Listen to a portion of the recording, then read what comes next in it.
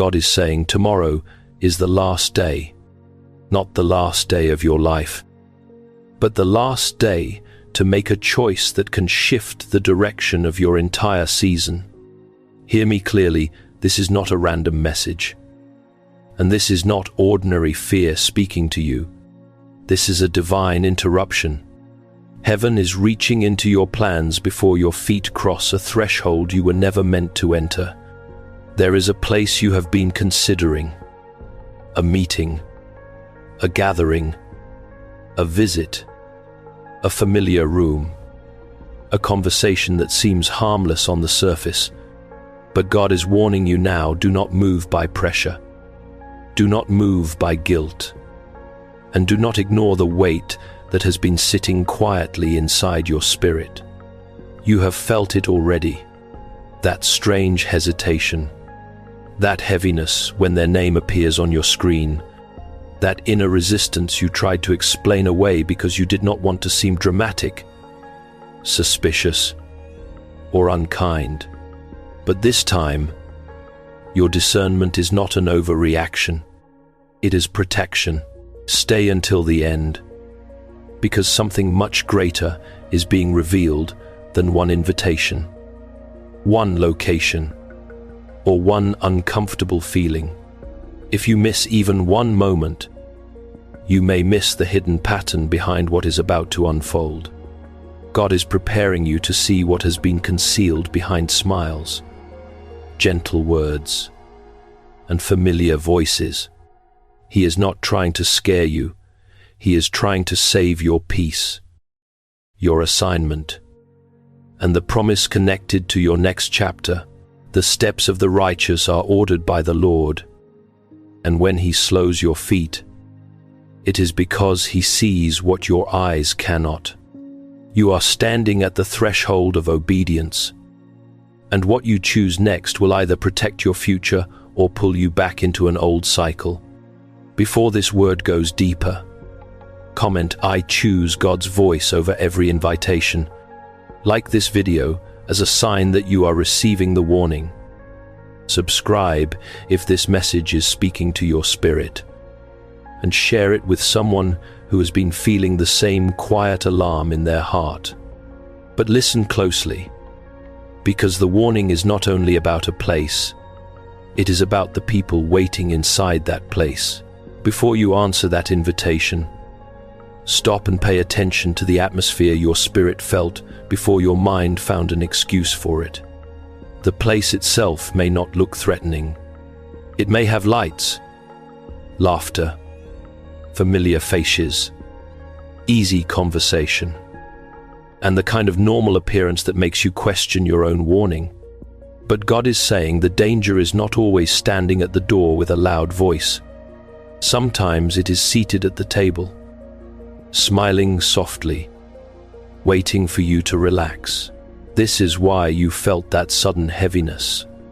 This is why your peace pulled back. This is why a simple plan began to feel strangely expensive to your soul. Let me tell you, not every open door is opened by God, and not every invitation deserves your presence. Some rooms are built to drain you, not welcome you. Some gatherings are arranged to study your reactions, not celebrate your life. Some conversations are designed to sound caring while quietly reaching for information you were never supposed to release. Trust the peace that left before you did. Because if God is pulling you back from that place, it is not punishment, it is protection. And now the deeper question is this: who benefits if you ignore the warning and show up anyway? Let me tell you something your heart has been trying to say while your mind kept arguing against it. You were not overreacting. That heaviness was not weakness. That sudden discomfort was not immaturity. That quiet tightening in your chest when their name appeared, when the invitation came, when the plan was mentioned, was not random emotion rising from nowhere. It was discernment knocking before danger arrived. Hear me clearly, when God gives a warning, He does not always send thunder. Sometimes He removes your peace. Sometimes he makes a familiar place feel strange. Sometimes he lets one simple message feel heavier than it should, because your spirit has detected what your eyes have not yet been permitted to see. And this is where the matter becomes serious. If you keep calling discernment anxiety, you may silence the very alarm heaven placed inside you to preserve your life, your peace, your calling, and your next season. God is saying you have been trying to explain away what he has been trying to expose. You told yourself, maybe I am just tired. Maybe I am being sensitive. Maybe I should go so they do not misunderstand me. But deep within you, something kept resisting.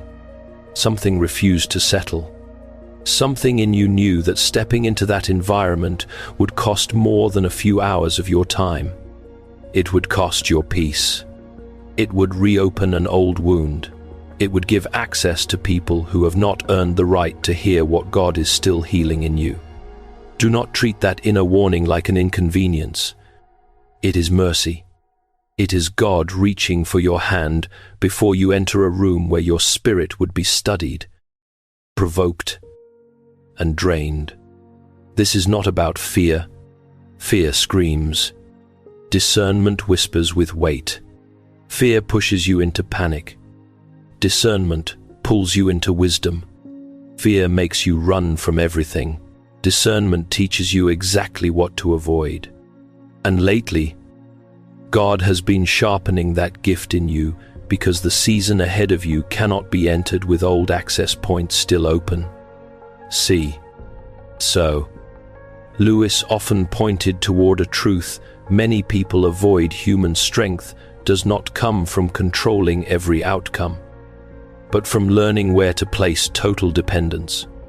And right now, God is asking you to depend on his voice more than your need for proof. You may not have screenshots. You may not have a confession. You may not have visible evidence that explains why your spirit feels disturbed. But obedience does not always wait for a full explanation. Sometimes faith means leaving before the trap introduces itself. Sometimes wisdom means trusting the warning before the damage becomes undeniable. The dreams, the exhaustion, the strange emotional drain after certain conversations, the way your joy feels clouded after being near them. These are not meaningless details. They are fragments of a larger message. God is preparing you to recognize what is hidden, not so you can hate anyone, not so you can become hard, but so you can be free. You are not called to live suspicious, but you are called to live spiritually awake. So ask yourself honestly, have you been feeling peace leave your body around certain people, even when nothing obvious happened? Have you been sensing that something is wrong, but you keep forcing yourself to stay because of history, loyalty, or guilt? If this word is touching the place you have been trying to ignore, comment, "My discernment is awakening," because this is not the end of the warning. This is only the door opening to what God is about to reveal next, who has been moving behind the curtain. I say again, this is not about strangers. This is about familiar faces with hidden motives. People close enough to know your language, your wounds, your patterns, and the places where your heart still becomes soft. This is why the warning feels so heavy. If the danger were obvious, you would have already walked away. If the trap looked like a trap, you would never have considered entering it. But the most painful betrayals do not always come dressed in darkness. Sometimes they come with a gentle voice, an old memory, a familiar smile, and the sentence, "I just wanted to see you." Hear me clearly, God is not revealing this so you can become bitter. He is revealing it so you can become free. There are 3 women connected to this situation, and their roles are not the same. One of them once made you feel safe, She knew how to speak gently, how to sound concerned, how to make you believe she understood the weight you were carrying. But beneath that softness, there was a quiet curiosity that was not holy. She wanted details, not because she was praying for you, but because information gave her access. The second one still pretends to care. She may still reach out, still ask questions, still act as if nothing has changed. But something in her presence drains you. You leave her energy feeling smaller, heavier, more confused, as if your spirit has been touched by something unclean. And the third one is the most hidden. She may not speak directly. She may not stand in front of you. She may operate behind the scenes, feeding words into others, collecting fragments of your life, studying your reactions, and waiting for the right moment to twist what she knows. Let me warn you, when envy cannot destroy openly, it starts organizing quietly. It gathers voices. It builds agreement. It creates a story about you before you even enter the room. But God sees the room before you step into it. God sees the messages you were never meant to read. God hears the tones behind the laughter. God knows when someone uses your past as entertainment, your pain as a topic, your kindness as a weakness, and your silence as permission. You felt this before you could prove it because your spirit recognized a pattern your mind was still trying to excuse. This is not the moment to argue with heaven. This is not the moment to defend people who keep leaving you wounded and calling it love. You do not need to hate them. You do not need to expose them with your own hands. You do not need to rehearse a speech, demand a confession, or fight for the last word. God is saying, step back and let me bring light into what has been hidden. For what is concealed cannot remain concealed when the Lord commands exposure. Luke 8:1-7 reminds us that nothing hidden will stay hidden forever. What has been covered will be brought into the light. And that light is not coming to humiliate you. It is coming to protect you. This is where the matter becomes serious. They are not only interested in your presence, they are interested in your reaction. They want to know whether you are still emotionally available to old manipulation. They want to see if guilt can still move you. They want to discover whether a familiar voice can still pull you into a room your spirit has already rejected. But the version of you that once ignored every warning just to keep peace is not the version God is raising now. You are crossing a threshold. Old access is being revoked. False closeness is being exposed. Hidden motives are losing their covering. C.S. Lewis often carried this deep Christian insight through his writings. The soul is never truly safe when it clings to lesser things as if they were ultimate things. And this is why God is breaking your attachment to faces that once felt necessary but now disturb your peace. They were never meant to hold the key to your identity. They were never meant to decide your worth. They were never meant to stand at the gate of your next chapter. So listen to the ache in your spirit. Listen to the silence after their words. Listen to the way peace leaves when their names appear. If you have ever felt your body become alert when certain people entered your space, if you have ever smiled on the outside while something inside you whispered, "Be careful. Come on, God. Show me what is hidden," before you judge yourself for still feeling attached. You need to understand why this separation has hurt so deeply. You are not weak because you still care. You are not foolish because a part of you remembers the good moments, the laughter, the old conversations, the days when their presence felt like comfort instead of confusion. God is not condemning you for having a tender heart. He gave you that tenderness. He shaped you with the ability to love deeply. to stay loyal, to believe people can change, to keep hoping even after disappointment. But hear me clearly. The enemy often studies the most beautiful part of you and tries to turn it into a chain. Your compassion was never meant to become a prison. Your loyalty was never meant to become a doorway for repeated wounds. Your desire to keep peace was never meant to make you ignore the voice of the one who is trying to lead you out. God is saying, do not mistake attachment for assignment. Just because someone has history with you does not mean they have permission to walk into your future. Just because they once held your hand in an old season does not mean they are appointed to stand beside you in the next one. Some connections begin as comfort, but become captivity when God has already called you higher. And this is the emotional chain He is breaking now. The need to explain yourself to people committed to misunderstanding you.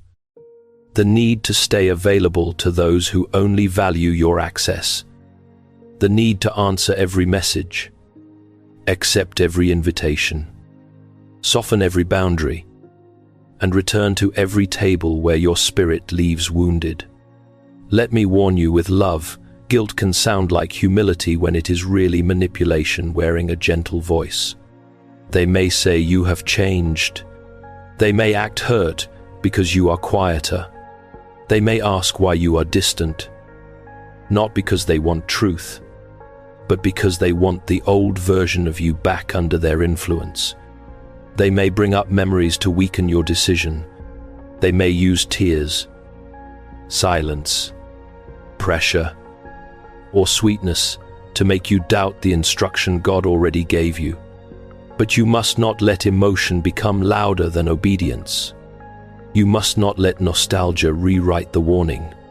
You must not let the fear of being misunderstood pull you back into a place God is closing. C.S. Lewis often points us toward the sobering truth that the human heart is restless when it clings to created things as though they can replace the Creator. And that is what God is correcting in you now. Not your ability to love, but the place where love became dependence. Not your kindness, but the place where kindness became self-abandonment. Not your loyalty, but the place where loyalty became disobedience. This separation hurts because it is not only removing people, it is removing the version of you that survived by pleasing them. It is pulling out the old habit of shrinking yourself to avoid conflict. It is breaking the agreement that says you must be present wherever you are expected, even when your peace has already left. God is calling you into a cleaner love, a wiser mercy, a quieter strength. You do not have to hate them to leave. You do not have to expose them to be free. You do not have to prove the damage before you protect your soul. Sometimes the holiest thing you can do is step back without an announcement and let heaven handle what your hands were never meant to carry. The chain breaks the moment you choose God's voice over emotional pressure. The chain breaks when you stop confusing access with love. The chain breaks when you understand that peace is not something you sacrifice to keep people comfortable. Peace is part of the protection God placed around your calling. So breathe. This is not the end of your heart. This is the healing of it. What feels like loss may be the Lord clearing space for relationships that do not drain your spirit.